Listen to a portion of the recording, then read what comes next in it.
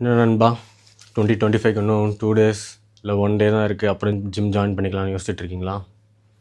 ஜிம்னு இல்லை, லைஃப்பில் எந்த ஒரு விஷயமா இருக்கட்டும், ஸ்டார்ட் பண்ணுறதுக்கு ஃபர்ஸ்ட் பெஸ்ட் டைம் என்ன தெரியுமா?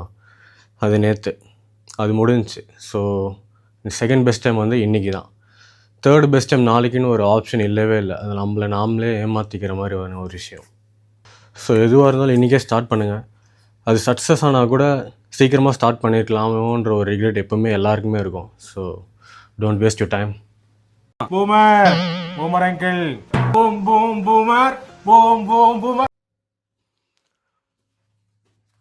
இன்றைக்கி என்ன பார்க்க போகிறோன்னா, ஜஸ்ட் 5 வேரியண்ட்டில் உங்கள் ஆர்ம்ஸை எப்படி பிளாஸ்ட் பண்ணலாம் 2 times a week பண்ணி, அதுதான். ஃபர்ஸ்ட் வந்து bicep.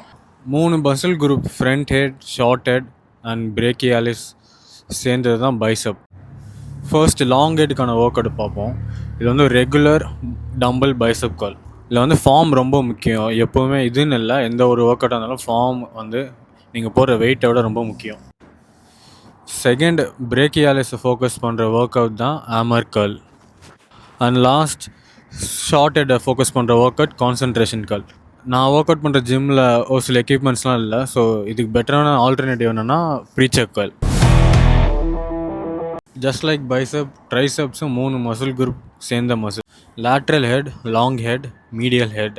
First tricep push down. இது வந்து உங்கள் லேட்ரல் அண்ட் மீடியல் ஹெட்டை ஃபோக்கஸ் பண்ணும். இதை பண்ணும்போது உங்களுக்கும் மிஷினுக்கும் ஒரு 1 feet width and slightly bend பண்ணி பண்ணணும். லாஸ்ட் ஒர்க் அவுட் வந்து ஸ்கல் க்ரஷர். இது வந்து உங்கள் ட்ரைசப்போட long head, lateral head and medial head மூணுத்தையும் ஃபோக்கஸ் பண்ணோம்.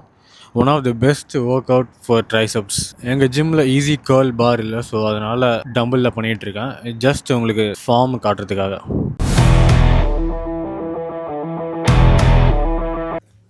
அப்புறம் என்ன, 2025 நம்ம தான்.